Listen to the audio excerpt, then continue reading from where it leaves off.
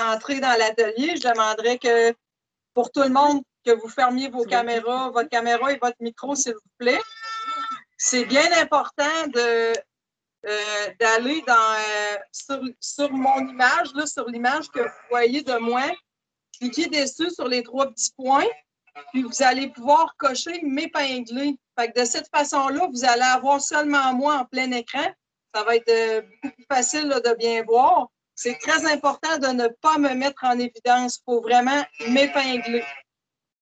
Si jamais vous avez de la misère, là, vous pouvez soit lever la main ou poser une question là, dans le chat là, sur le côté. Si vous avez des questions tout au long de l'atelier, levez la main, ouvrez votre micro et vous pouvez poser votre question. Ça va être un atelier interactif. N'attendez pas à la fin pour poser vos questions. N'hésitez pas. Si vous avez des questions, des commentaires durant tout l'atelier, il ne faut pas hésiter. À la fin de l'atelier, on va faire un concours. Dans le fond, il va y avoir une petite question là, qu'on va avoir parlé durant l'atelier. Puis, il va y avoir un concours. Il va y avoir 3 prix à faire tirer, dans le fond, à la fin de l'atelier. Fait que restez jusqu'à la fin. Puis vers 11h15, là, 11h20, on va passer la parole à Stéphanie Landry. Stéphanie, c'est une conseillère spécialisée en production ovine et caprine au MAPAC du Bas-Saint-Laurent. Elle va venir vous parler, dans le fond, des ressources qui sont disponibles pour les producteurs en démarrage 0,5 ans. Fait que dans le fond, je vais débuter, on va débuter avec la trousse d'agnolage. On a une belle fiche là, sur le site Internet du CEPOC, là, puis vous allez voir la trousse, elle va apparaître aussi dans la fiche de la trousse va apparaître dans les commentaires sur le côté dans le chat. Vous allez pouvoir la downloader puis la regarder ou l'imprimer si vous désirez. Puis sur le site Internet du CEPOC, il y a beaucoup d'autres fiches disponibles de capsules vidéo. Mais là, on a ici la fiche sur la trousse d'agnolage. Dans le fond, c'est une fiche très claire qui dit qu'est-ce qu'il faut avoir dans la trousse d'agnolage. Qu'est-ce qui est bien important, c'est qu'avant que vos agnolages commencent, ayez votre trousse complète puis à portée de main pour que quand la période d'agnolage va commencer, il faut vraiment être prêt. Parce que quand on arrive en bergerie le matin, puis on a une fouille à faire ou il ne faut pas avoir à courir après notre matériel. Les trousses d'agnolage, dans le fond, il peut y avoir différents modèles. Comme ça, ici, c'est un petit rack qui va aller s'installer sur le bord des barrières comme ça, qui est très facile à utiliser. Puis vous pouvez avoir surtout, disons, des gants de fouille avec du gel pour si vous avez une dystocie, puis vous devez faire une fouille rapidement. Puis sinon, ben, il y a d'autres, tu sais, ça peut être un chariot ou ça peut être un petit coffre là, comme celui-ci, avec le matériel nécessaire là, pour agir rapidement. Puis après, quand vous arrivez le matin, vous avez un agnolage, comme ici, dans le fond, ce matin, on avait un agnolage avec une brebis qui a eu 4 beaux agneaux. Qu'est-ce qui va être important de faire en premier? Ça va être de s'assurer que la brebis, on va les mettre en logette. Là, ici, ce matin, c'est déjà fait. Dans le fond, ici, ce matin, c'est déjà fait. La brebis est déjà en logette. Fait que, qu'est-ce qui est à prioriser, disons, si on y va un petit peu comme ça va être de s'assurer de faire les premiers jets de la brebis. On ne veut pas que, tu sais, il y a un bouchon qui va se former dans le fond durant la gestation quand le pis se forme. Il y a un bouchon qui va se former au niveau des trayons. Puis, qu'est-ce qu'on veut? Ben, c'est déboucher dans le fond les trayons. Fait que dans le fond, je vais essayer de parler plus fort avec le masque. Ce qu'on va faire, c'est qu'on va faire ce que j'appelle, moi, les premiers jets. On va tasser les agneaux pour que vous soyez capable de bien voir. Fait que des deux côtés, on va s'assurer que les trayons ne sont pas bouchés. On va s'assurer qu'il n'y a pas de cordon dans les trayons. Puis, on va s'assurer que le pis a un bon volume, que le pis est souple. Ici, on a un super beau pis. La brebis, elle a 4 gros agneaux. On a un pis qui est souple, qui a du volume. Puis, les trayons, ben, il n'y a aucun problème au niveau des trayons. On va aussi regarder la conformation du pis, les ligaments. Ici, on a un très beau pis.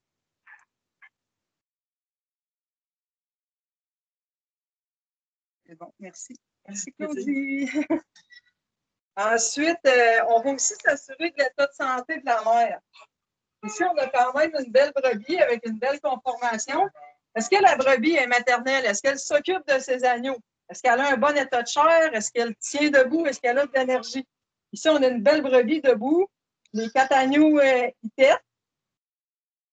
Puis, elle a quand même l'air en santé. Elle n'est pas en hypocalcémie ou en toxémie de gestation. Ensuite, qu'est-ce qu'on va regarder? Bien, c'est les agneaux. Là, ce matin, ici, nous, on est arrivés. Les 4 agneaux sont réveillés, sont allumés. Est-ce que les agneaux ont été? Il y en a peut-être qui sont. Il y a peut-être des agneaux plus faibles. J'ai un petit problème avec mon micro qui tombe, désolé. On va. OK. Désolé. Fait que dans le fond, ici, là, on voit, là, il y a 4 agneaux très vigoureux. Par contre, à 4 agneaux, on peut se douter quand même qu'il va en avoir au moins un qui va peut-être avoir besoin de colostrum. Comment savoir si les agneaux ont bu? C'est qu'on va les suspendre par les pattes d'en avant comme ça. Puis on va voir là, que c'est comme celui-ci, là, il n'y a pas une bedaine rebondie. Là. Il a l'air un petit peu plus creux. Puis on le compare à un autre, je vais aller chercher. J'ai vraiment pas de facilité avec mon micro.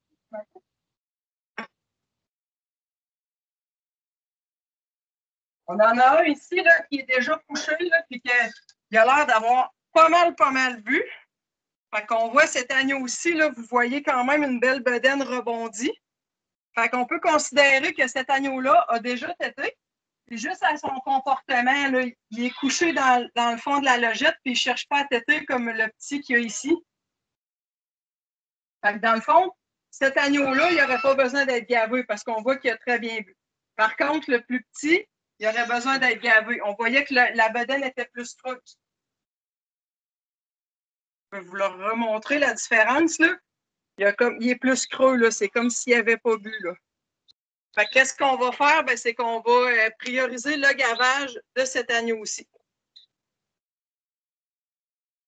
C'est sûr que si vous avez l'intention de mettre l'agneau à l'allaitement artificiel, ben, ça peut être pertinent d'y aller au biberon. Par contre, si vous avez plusieurs agnolages ce matin-là, dans le fond, puis que vous êtes plus rocher, si on veut, là, ben là, ça presse plus de gaver l'agneau au colostrum parce que le colostrum, là, il doit être donné dans les 18 premières heures de vie. Fait que c'est sûr que si vous en avez 6-7 à gaver, ben, le principal, ça serait de leur fournir le colostrum nécessaire le plus rapidement possible, puis après, on va passer aux autres étapes.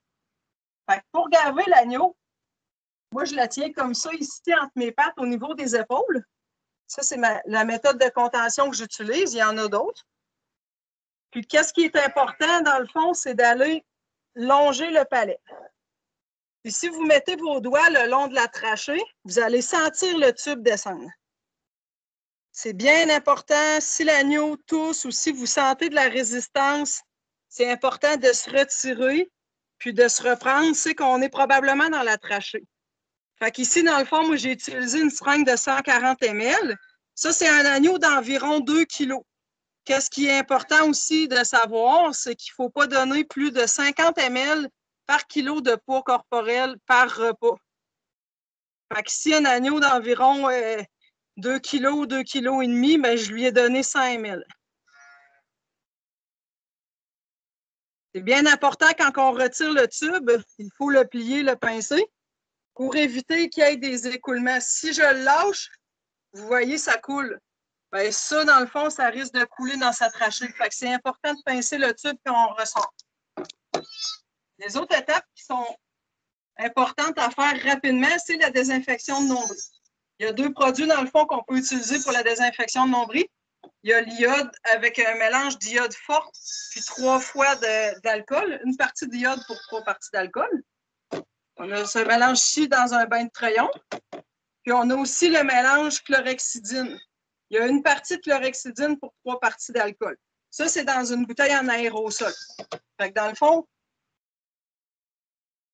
quand on désinfecte le nombril, c'est très important qu'il y ait du produit partout autour. Il ne faut pas juste penser qu'en arrosant ici, là, on va tout humecter là, le nombril. C'est bien important qu'il y en ait partout. Puis, tu sais, on veut voir s'il y a du bleu, là, moi, j'aime ça. Là, ça veut dire qu'il y en a eu beaucoup. Je vais vous montrer la différence avec le bain de crayon. J'appelle ça un bain de crayon, mais un bain de trempage. Dans le fond, ici, idéalement, avec l'anti-retour pour éviter que notre liquide se contamine.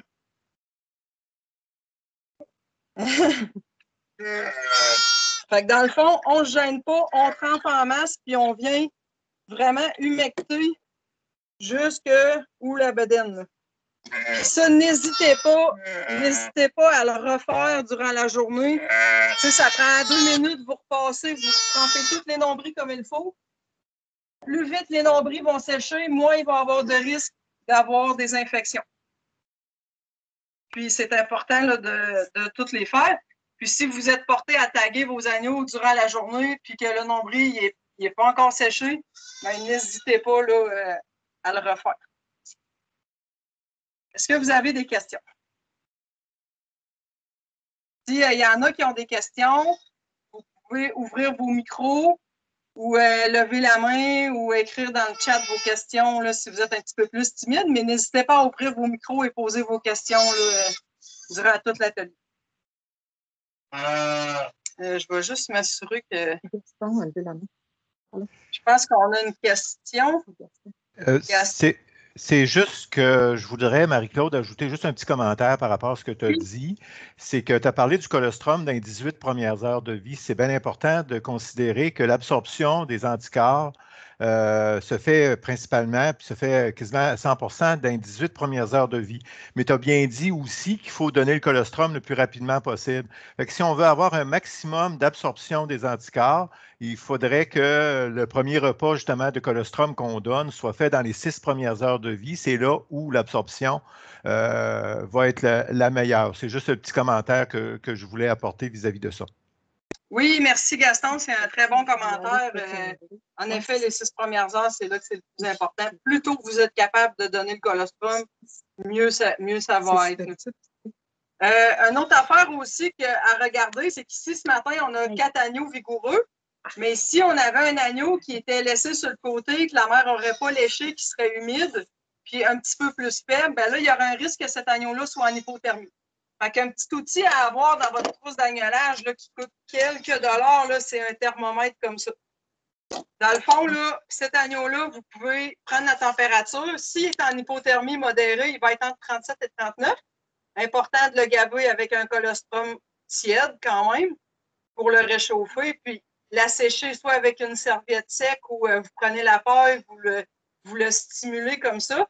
Si l'agneau a une température corporelle inférieure à 37, là, il est en hypothermie sévère. Dans ce cas-là, ça va prendre soit une lampe chauffante ou une boîte de réchauffement. Sur le site Internet, il y a des capsules vidéo sur l'hypothermie des agneaux et le réchauffement des agneaux. N'hésitez pas à aller visionner toutes ces capsules-là qui est en lien avec les soins de nouveau-nés, sont super bien faits. Puis il y a beaucoup d'informations. Fait que dans le fond, on installe une lampe chauffante, on la sèche le plus possible si on est capable avec une serviette ou avec la paille.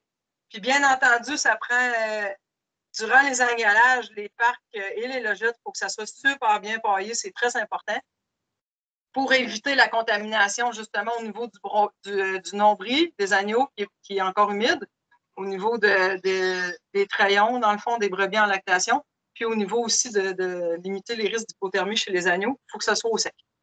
Fait que dans le fond, ces agneaux-là, quand la température recommence à remonter, ben, n'hésitez pas non plus à les gaver avec un colostrum chaud. Puis dès qu'ils atteignent 37, 38 degrés, là, ben là, vous pouvez commencer à penser à enlever les lampes ou le sortir de la boîte de réchauffement. Là, normalement, il réchappe. Je vais juste m'assurer avec mes petites notes que...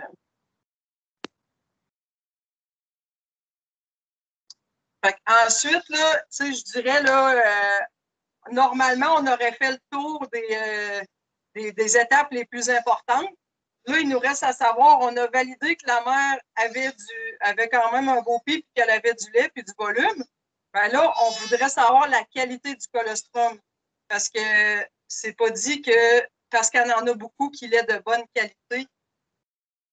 J'aurais besoin de toi, Claudie, s'il te plaît, 2 petites minutes. On va on va prélever du colostrum de la mère, puis on va faire la mesure au réfractomètre.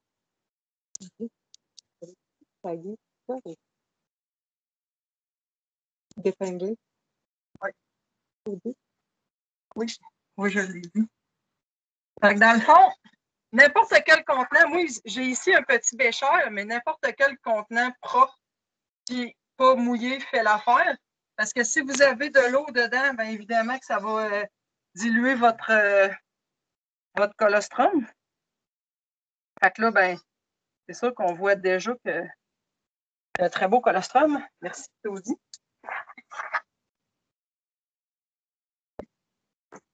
Alors, dans le fond, on a le petit outil ici.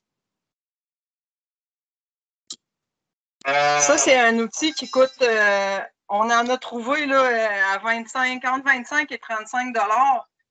Puis, vous voyez, là, juste prélever un petit peu de colostrum, vous allez voir faire la mesure là, au Brix là, pour le colostrum, là, ça prend environ 1 minute par brebis. Moi, dans le fond, je prélève avec une seringue parce que c'est sûr qu'en achetant le réfractomètre, ils fournissent une pipette, mais ce n'est pas l'idéal de réutiliser la pipette parce que si elle est mal séchée ou s'il reste de l'eau dedans, vous allez diluer votre colostrum, puis vous n'aurez pas la bonne mesure dans le fond. Là. Fait qu'on lève vous voyez ici, on lève la petite vitre. On étend notre colostrum sur la fenêtre. On referme la vitre. Puis, on regarde dans la lunette où il y a de la lumière. Je vais vous montrer une image de... J'ai pas assez de points.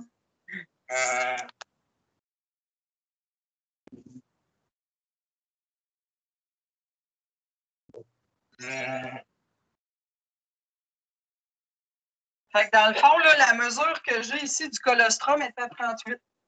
Fait que c'est un colostrum de très, très, très bonne qualité. C'est ça ici que je vois. Là, c'est sûr que ce n'est pas le résultat que j'ai eu, mais l'image qu'on voit dans le réfractomètre à la lumière, c'est comme ça ici que ça apparaît. Fait que moi, dans le fond, là, en haut ici, j'ai pratiquement pas de bleu dans ma fenêtre. Là. Puis qu'est-ce qu'on veut, là? Il y a une petite grille comme ça ici que j'ai imprimée. Qu'est-ce qu'on veut, c'est qu'un colostrum d'excellente qualité est inférieur à 30. Fait que cette brebis-là, elle a un colostrum d'excellente qualité. De bonne qualité, on serait entre 22 et 29. Sous la norme, on serait sous 22. Dans ce cas-là, si cette brebis-là avait un résultat inférieur à 22, ben c'est sûr que ça serait préférable de gaver, de supplémenter au colostrum ces agneaux-là, parce qu'on considère qu'ils n'ont pas assez d'anticorps là, dans le colostrum fourni par la mère. Fait que c'est sûr qu'il y aurait besoin d'un repas là, adopté. Puis quand il vient le temps de rincer, dans le fond, le réfractomètre, ben c'est pas compliqué. Là. Moi, j'ai une petite bouteille d'eau ici parce que je n'avais pas accès à un évier, là, mais on fait juste rincer à l'eau comme ça. Là. Puis on essuie avec un linge doux, un essuie-tout pour éviter de graffiner la fenêtre. C'est important de bien la sécher, là, encore une fois, pour que notre prochaine mesure soit prise correctement.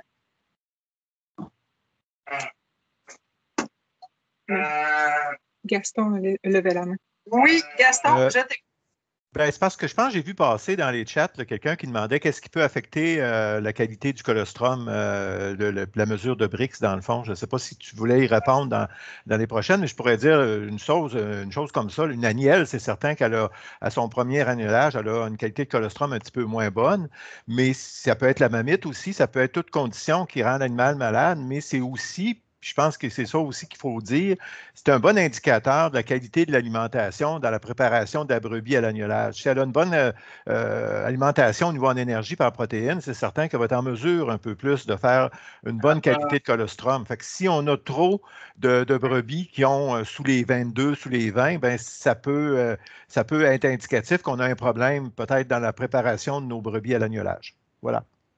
Oui, en effet, merci Gaston pour ce petit ajout. C'est sûr que l'alimentation 6 semaines avant l'agnelage, c'est très, très, très important. Ensuite, quand on est assuré que la mère... Oui. Marie-Claude a levé la main. Catherine a levé la main cette fois. Oui, on aurait une question ou un commentaire. Catherine? Oui, c'est parce qu'il y a une autre question dans le chat à laquelle on n'a pas répondu. C'était précédemment, c'était à savoir si on tag la même journée que la naissance, je présume. Là.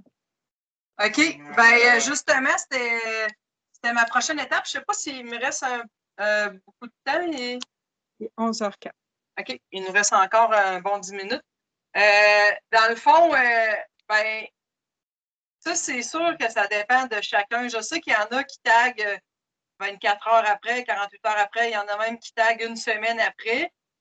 Moi, personnellement, j'ai souvent tagué la journée même. Là, si les agneaux, si la brebis était correcte, elle avait du lait, elle était en forme, si les agneaux étaient en forme, j'ai toujours tagué là, dans les premiers 24 heures. Ce qui faisait que je retardais de taguer, c'était surtout si un agneau était malade puis je n'étais pas sûre s'il allait survivre, ben j'évitais de le taguer ou je remettais cette étape-là à plus tard. Par contre, je faisais quand même l'injection de sélénium chez cet agneau-là.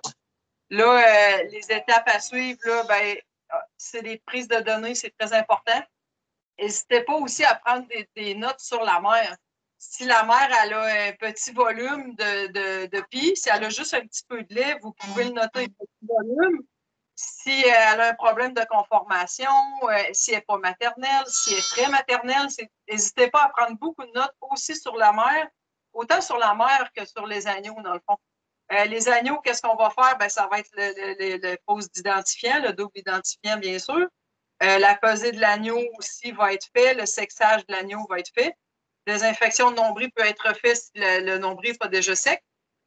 Pour ceux qui font du commercial, je sais qu'il y en a beaucoup qui ne coupent plus les queues. Ceux qui font du pur sang, ben, peut-être au niveau des femelles, les queues vont être encore coupées. Cette étape-là aussi va se faire. Puis les injections de vitamine AD qui n'existent plus depuis un certain temps.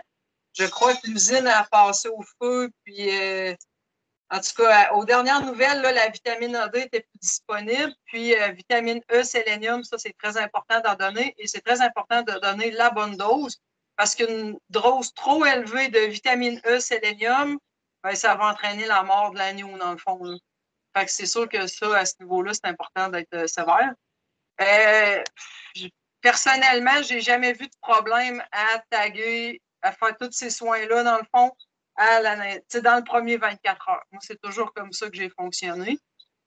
À moi, là, c'est ça de problème, mais c'est ça, comme je disais, je sais qu'il y en a là, qui retardent cette étape-là à cause que ça cause peut-être un stress à l'agneau, mais ça, je crois que ça va. C'est chacun d'entre vous là, qui décide comment procéder. Est-ce qu'il y aurait d'autres questions?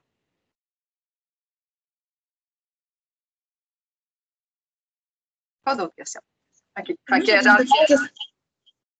J'avais une petite question au niveau là, du réfractomètre. Oui. Est-ce qu'il doit être spécialisé là, pour le colostrum ou ça peut être n'importe quel type de réfractomètre? Ben, dans le fond, là, c'est un.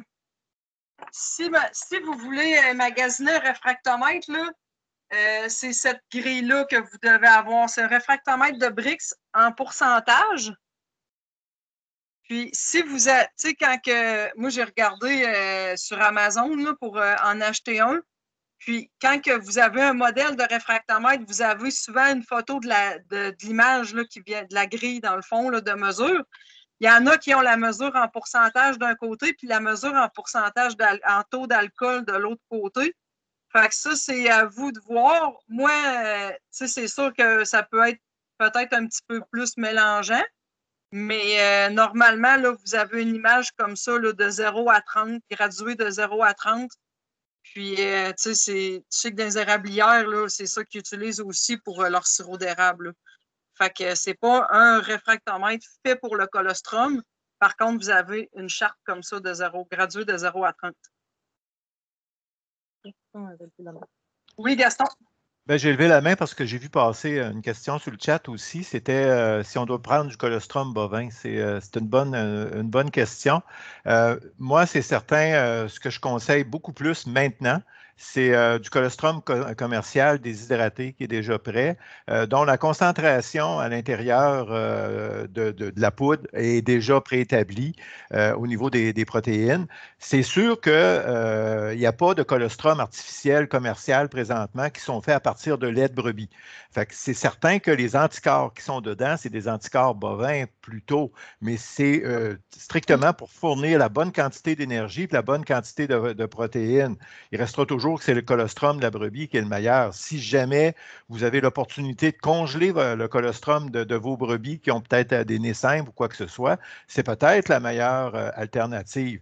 Par contre, le colostrum bovin commercial déshydraté, c'est la deuxième meilleure alternative. Puis la troisième meilleure alternative, c'est le colostrum de vache. Mais le colostrum de vache, là, il faut que vous fassiez un peu comme Marie-Claude a fait, c'est tester par le BRICS, parce que ce n'est pas les colostrums de vache aussi qui ont toute la même concentration. Puis c'est parfois difficile d'avoir un colostrum de vache de votre voisin, entre autres, là, qui vient de la première traite, qui n'a pas de sang, qui n'a pas de bactéries, parce que vous ne savez pas le statut infectieux de la glande mammaire de cette vache-là. Fait que ça peut être dangereux d'apporter du E. coli dans votre troupeau. Ça peut être dangereux d'apporter la paratuberculose dans votre troupeau ou quoi que ce soit. Fait qu'il faut être bien sain, bien certain de l'état de santé du troupeau qui vous fournit du colostrum. Puis idéalement, ce qu'on a commencé à vous parler de ça, si jamais vous voulez avoir un fournisseur, ça vous coûte moins cher d'avoir le colostrum d'un de vos voisins pour les vaches, c'est peut-être d'avoir un thermiseur qui va s'assurer que le colostrum va être exempt de la plupart des microbes, des agents infectieux. Puis c'est sûr que le thermiseur, c'est quand même un investissement, mais si ça devient une façon d'économiser sur le colostrum en poudre, c'est peut-être une solution. Je vous fais juste vous mettre ça là, dans les possibilités que vous pouvez avoir pour gérer le colostrum. Oui, merci. Une autre main levée. On a une autre main levée. Vous pouvez ouvrir votre micro et poser la question. Oui, je voulais juste savoir si vous laissez 4 agneaux après la brebis. Ça, je dirais, ça dépend beaucoup de vous, ça dépend de la brebis, beaucoup aussi. Moi, personnellement, j'ai déjà essayé. La brebis avait beaucoup de lait, je l'avais gardée en case pendant une semaine, tous les agneaux étaient beaux. Puis après 3 semaines, ben, il y en a un qui traînait de la patte. Fait que là, c'est sûr que mettre un agneau que ça fait 3 semaines qu'il est en lactation avec sa mère à l'allaitement artificiel, c'est un beau défi. Je dirais, ça dépend beaucoup. C'est sûr, si c'est une agnelle, j'éviterais vraiment de le faire. Mais je sais pas, Claudie. J'en ai jamais plus que 3. Ouais. Puis j'essaie de. C'est ça, c'est des expériences personnelles, mais moi, depuis cette fois-là, j'avais essayé 2 brebis. Puis après 3 semaines, là, j'ai vu que c'était pas une bonne idée. J'ai jamais refait ça. Ça prend des brebis exceptionnellement laitières, là, je dirais, pour le faire. Là. Autre main levée. Oui, on aurait une autre question. Oui, en fait, si, mettons, que vous enlevez les brebis, est-ce que c'est quoi le lait que vous allez donner? Est-ce que vous allez chercher du lait de brebis ou on peut donner du lait de vache? Si, dans le fond, vous retirez tous les agneaux de sous la mer? Non, mais en fait, mettons qu'il y a 4 agneaux, puis vous allez en retirer un pour aller faire le biberon ou quelque chose comme ça, si on en a trop. OK. Ben, dans le fond, il y a un bon lait, là, agneau chevreau, qui se vend pour ça, justement, pour l'allaitement artificiel. Là. Moi, c'est sûr que j'ai toujours été avec un lait en poudre là, pour agneau chevreau. Et tu sais, il est quand même il est fait vraiment pour ça. Là. Puis, au niveau de l'allaitement artificiel, ben là, c'est ça, c'est d'autres. C'est sûr qu'il y a quelques petits points à respecter. Là. Idéalement, le servir froid, sinon le servir, sinon acheter du lait, le mot m'échappe, là, pas avec du formol, là, mais acidifié. Il y a du lait acidifié qui se vend, qu'on peut servir chaud à volonté. Ça va éviter les ballonnements. Sinon, ben, c'est de servir le lait froid. Là. On peut mettre des ice packs gelés dans des bouteilles d'eau gelée, là, des ice packs dedans. Le lait va rester froid toute la journée. il ne va pas se sourire, là, surtout l'été, quand il fait chaud. Mais c'est vraiment un lait vendu pour agneaux chevreaux en poudre qu'on reconstitue avec de l'eau chaude. J'ai placé la fiche technique sur l'allaitement artificiel aussi dans le chat pour ceux que ça intéresse. Oui. Merci, Catherine. De rien.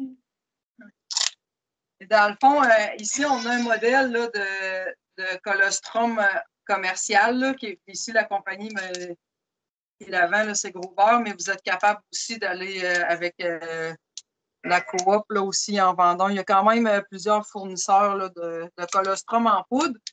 Quand on fait un mélange de colostrum, c'est super important de respecter le mode d'emploi.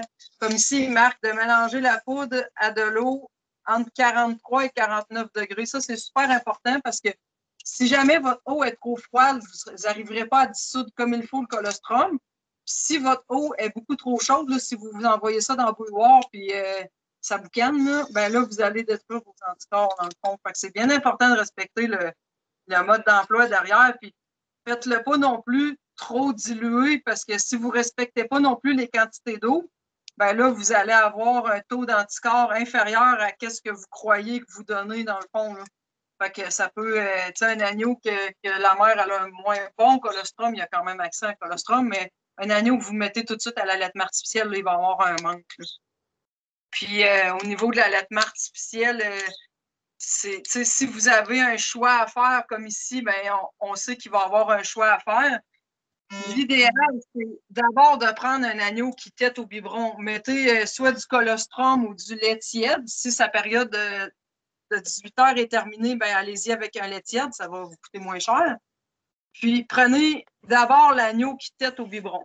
Parce que quand vous allez arriver pour essayer de les faire boire sur les tétines, ben, s'ils refusent déjà la tétine du biberon, ça va être très difficile. Ensuite, qu'est-ce qui pourrait motiver votre choix? Ben, ça serait de prendre le plus gros de la portée. Un gros mâle de la portée, comme on en avait un ici, là, qui avait vu beaucoup. Un gros mâle comme ça, ben, il va avoir un GMQ super intéressant à l'allaitement artificiel, donc il va pouvoir y rester moins longtemps.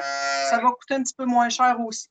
Sinon, ben, vous pouvez décider de garder une portée uniforme sous la mère. Dans ce cas-ci, ça serait le tout petit qu'on mettrait à l'allaitement artificiel.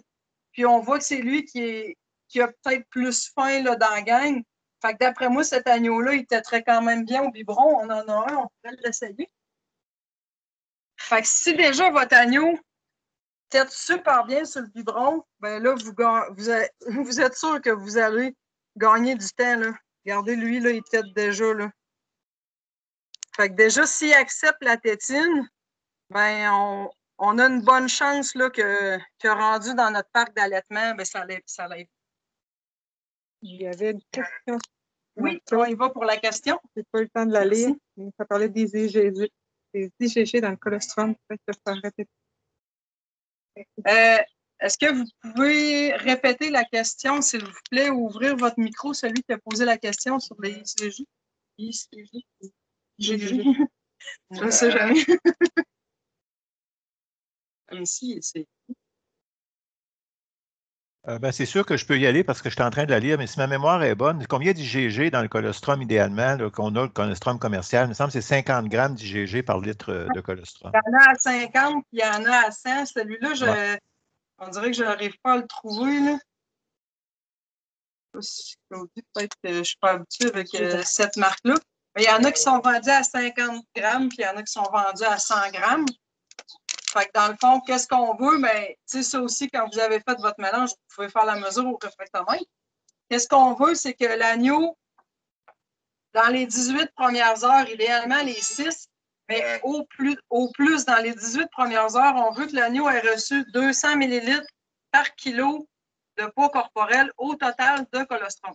Fait que si vous prenez un agneau qu'il n'y a pas de mère, ben, un agneau de 2 kg comme on avait ce matin, vous lui donnez 100 ml par repas parce que ça prend 50 ml maximum par repas.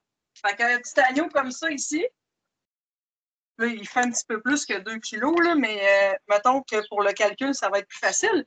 Un agneau comme ça de 2 kg devrait recevoir 400 ml de colostrum dans sa vie. Fait qu'en repas de 100 ml, ben, vous pourriez lui donner 4 repas de colostrum, puis il y aurait eu la quantité de colostrum nécessaire si on se tient dans les entre 22 et plus, là, si on veut. Là, ben, là lui, il y aurait le colostrum nécessaire là, pour faire sa vie. On ne réussit pas à trouver.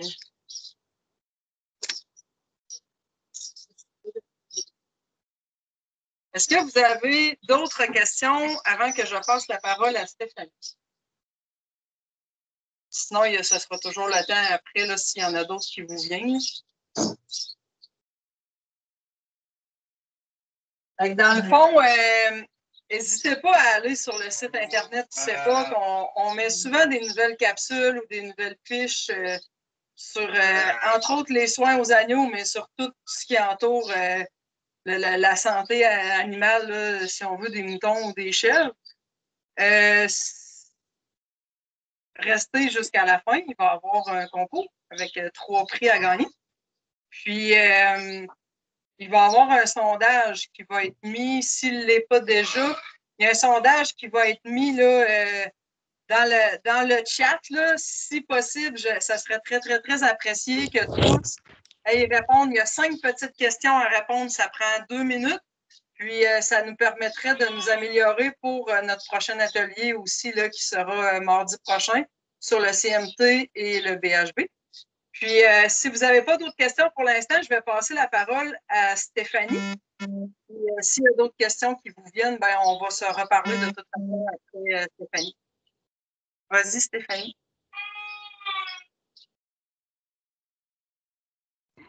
Bon, j'ai ouvert mon micro. Hey, bonjour tout le monde. Hey, félicitations Marie-Claude, c'était vraiment super. Bravo à l'équipe du CEPOC. Puis bravo aussi là, à tous les participants, vous êtes nombreux. Donc, je vais faire ça bref parce que je pense qu'il y a encore des belles choses qui sont à dire là, auprès pour vous. Là. Donc, moi, c'est Stéphanie Landry. Je suis agronome. Marie-Josée m'avait présenté au début en disant que c'est ça, je travaille pour le ministère de l'Agriculture. Moi, mon bureau est basé à Rimouski. Mais ce que je tiens à vous dire, en fait, c'est que tous ceux et celles qui ont de l'intérêt à se démarrer en production ovine, là, donc dans la phase pré-démarrage ou dans les premières années où vous avez acheté des animaux, vous commencez à travailler avec ça, vous avez envie de bâtir une entreprise ovine, eh bien, sachez en fait que une des premières portes d'entrée là, des gens que vous devez consulter, là, c'est au ministère de l'Agriculture. En fait, il y a une équipe de conseillers dans chaque région. Vous avez une équipe avec un conseiller relève qui est là pour vous accompagner. Donc, il y a un conseiller relève, mais il y a aussi des conseillers spécialisés au niveau de la production. Donc, chaque région peut avoir un petit peu ses particularités, mais c'est important, là, je pense, de faire cette démarche-là. Le rôle d'un conseiller relève, en fait, c'est vraiment de venir vous accompagner puis vous aiguiller dans les différentes étapes. Juste ce matin, on a vu, là, il y a déjà des choses très complexes à savoir. Là, on était dans une très petite bulle où on parle du soin au nouveau-né, mais quand on veut démarrer, là, la bouchée est grande. Il y a beaucoup, beaucoup de choses à considérer. Donc, avec un conseiller du ministère, ça va vous permettre, là, dans le fond, de vous poser les bonnes questions, de fonctionner étape par étape et de cheminer dans votre démarche là, pour arriver à votre rêve, là, à votre souhait d'avoir une entreprise ovine. En fait, il existe également des programmes qui peuvent venir vous aider. Donc, je n'embarquerai pas là-dedans ce matin. Je n'avais pas fait de présentation exhaustive, mais c'est simplement vraiment pour vous inviter à contacter les gens du ministère de l'Agriculture.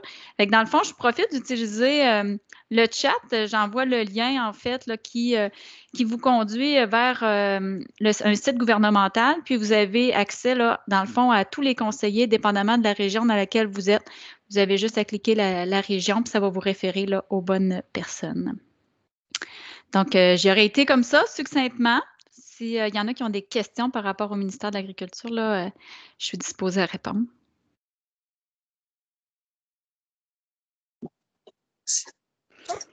Alors, merci beaucoup, Stéphanie. Ça me fait plaisir. Puis bonne chance à tous ceux et celles là, qui ont le souhait de s'établir en production ovine. Là. Soyez assurés qu'il y a plein de professionnels là, dans différentes organisations qui peuvent vous appuyer. Puis on travaille tous ensemble. Oui, merci beaucoup. Fait que je voudrais remercier Stéphanie Landry du MAPAC. J'aimerais remercier aussi les réseaux Agri-Conseil du Bas-Saint-Laurent pour leur collaboration financière à la réalisation des 3 ateliers virtuels. Aujourd'hui, c'était le premier. Il va y en avoir 2 autres. Merci à Gaston pour ses interventions. Merci à vous tous de nous avoir écoutés. Puis merci particulièrement à Claudie Fortin-Mius de nous avoir ouvert ses portes aujourd'hui pour qu'on puisse réaliser cet atelier-ci et les 2 autres dans sa bergerie. Là, vous avez le lien du sondage dans la conversation. Fait que s'il vous plaît, si vous voulez prendre un petit 2 minutes pour aller y répondre d'ici à ce que vous vous déconnectiez. Prochain atelier virtuel, ça va être le 30 mars, mardi prochain, sur le CMT et le BHB. Les liens là, pour se connecter vont paraître d'ici la fin de la journée. Fait que vous pourrez aller voir, vous allez voir passer là, dans la section événements du Facebook électronique, l'atelier, puis sur le bulletin électronique. On va passer au concours. Là, comment on va procéder? C'est que vous allez me... Catherine. C'est qu'il y avait une petite question dans le chat. Peut-être qu'on est mieux d'y répondre avant. Oui, on est mieux d'y répondre tout de suite. Il y a quelqu'un qui aimerait savoir, Marie-Claude, combien de temps là, que tu recommandes de garder les brebis et ces agneaux dans une tasse d'agnolage, en fin de compte, avant de les mettre avec le reste du groupe? OK. Ben moi, tantôt, j'ai parlé avec la brebis qui avait 4 agneaux que j'ai laissés sous la mer. Je l'ai laissé une semaine en case, mais c'était exceptionnel. C'était vraiment pour voir si les 4 agneaux allaient durer dans le temps là, avec suffisamment de lait. Moi, les brebis en logette, si tout va bien, ça peut arriver que dans la journée même, si j'ai eu le temps de les taguer dans la journée, ils sortent. Là. C'est ça, j'ai vraiment en parc là, le plus vite possible. Fait que souvent, en 24 heures, si la brebis n'a pas de problème, si les agneaux vont très bien, que j'ai eu le temps de tout faire les manips, les tags, les injections, ben, dans cette même journée, la brebis est retournée en parc. Il y a une autre question. Il y aurait une autre question. Peut-être ouvrir le micro. Bonjour, je veux juste savoir, je suis probablement peut-être pas la seule, mais je vois pas le chat. Depuis le début, on parle du chat, là, mais je le vois pas nulle part. Y a-t-il moyen que quelqu'un puisse m'éclairer un petit peu? J'ai la ticoune, là, mais d'habitude, je le vois, puis là, je le vois nulle part. Le chat, je pense que c'est une bulle. Oui, veux-tu que je réponde, Marie-Claude? Oui. Dans le fond, dans le haut de votre écran, il y a des petits dessins, puis il y en a un que c'est comme une petite bulle de bande dessinée. Je ne sais pas si vous la voyez. Non, j'ai pas ça. En haut, là, j'ai vraiment juste fermé, abaissé ou agrandi. Là. Puis même dans ma barre là, où il y a le micro, puis fermer la caméra, le partage d'écran, j'ai d'autres actions, mais qui n'est pas ça, lever la main, puis les participants. Là, j'ai fouillé, ça fait une demi-heure. Vous avez levé la main et les participants, mais vous n'avez pas la petite bulle de conversation. Non, c'est ça. Ah! Bon, ben à ce moment-là, on pourra peut-être s'assurer de faire parvenir par courriel les informations qu'on a mises dans le chat. Oui, ça serait plaisant, s'il vous plaît. Pas de problème. Merci de l'avoir dit. Si vous pouvez, dans le fond, si vous voulez les informations, là, il faudrait juste qu'on ait votre adresse courriel. Là, je ne sais pas c'est quel numéro qui serait le mieux là, pour nous écrire à toi. Vous pouvez m'écrire à moi, dans le fond, sur mon adresse courriel sur le site Internet du CEPOC. Là, mon adresse y est. Sinon, c'est marie-claude.l'italien@commercialcepoc.com. Fait que c'est sûr là, que vous allez être capable de me retrouver là, comme ça ou sur le site Internet là, si jamais vous avez de la misère avec l'adresse. Puis mon cellulaire aussi là, qui est disponible si vous voulez me rejoindre. S'il y en a qui avaient des questions à poser dans le chat et qui ne l'avaient pas trouvé, c'est encore temps. Si vous avez une question, vous pouvez lever la main. S'il n'y a pas d'autres questions, on va passer.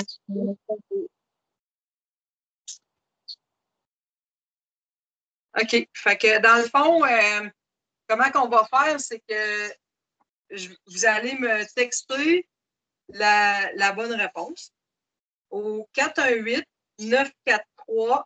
3087. Là, s'il y en a qui veulent que ça ne fonctionne pas, 418-943-3087. S'il y a quelque chose, levez la main.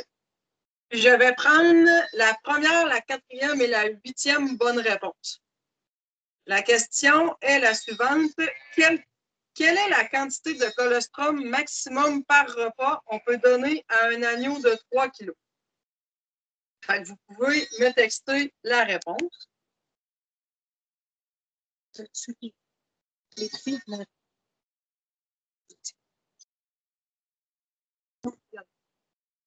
Alors, je répète la question. La quantité de colostrum maximum par repas qu'on peut donner à un agneau de 3 kg. Fait que les prix, dans le fond, ça va être une seringue à gavage, un tube à gavage, puis le carnet d'agnolage aussi. Ça va être ces trois. On fait tirer ce kit-là 3 fois. Carnet d'agnolage, ben, ça facilite beaucoup là, pour la prise de notes, justement, durant les exercices. Fait que la personne, les 3 gagnants, dans le fond, qu'est-ce que je vais faire? C'est que je vais vous répondre. Puis, vous pourrez. Il y a beaucoup de personnes qui répondent. Vous pourrez. Qui te renvoie leur nom complet et leur adresse postale. OK. Fait que j'ai la première personne ici. Est-ce qu'elle a la bonne réponse? Oui, elle a la bonne réponse. Je vais vous texter gagnant.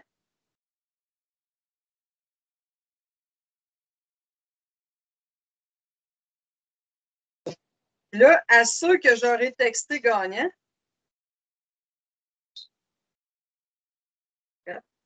Brittany. Brittany, tu as la mauvaise réponse. Désolée.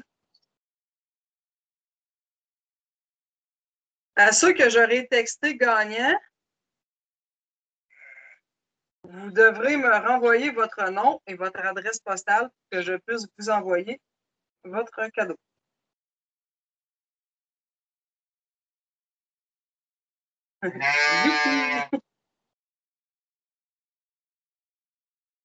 Alors, on a les 3 gagnants.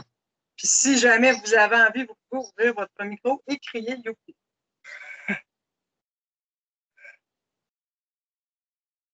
Fait que vous pourrez me retexter aux 3 gagnants, dans le fond, votre nom, votre adresse postale pour qu'on puisse vous envoyer le cadeau.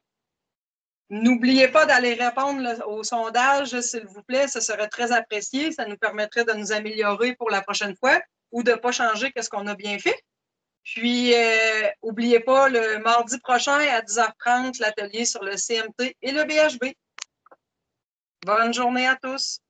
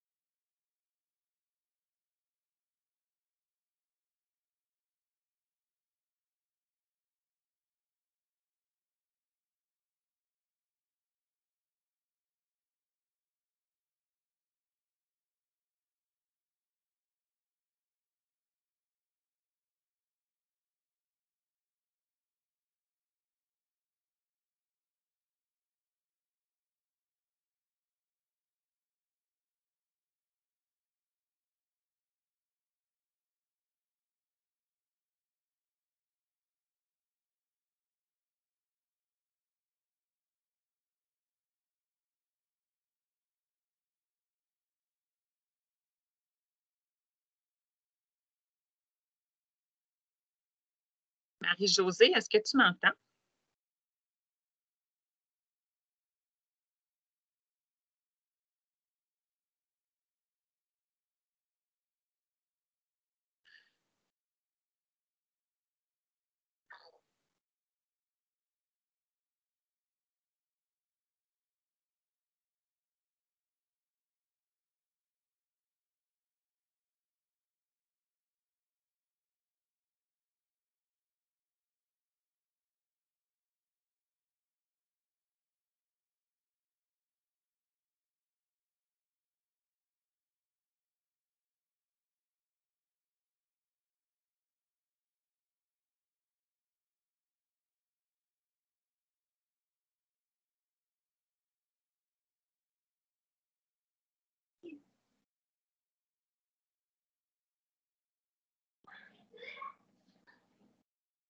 Marie-Josée ou Marie-Claude, est-ce que vous m'entendez?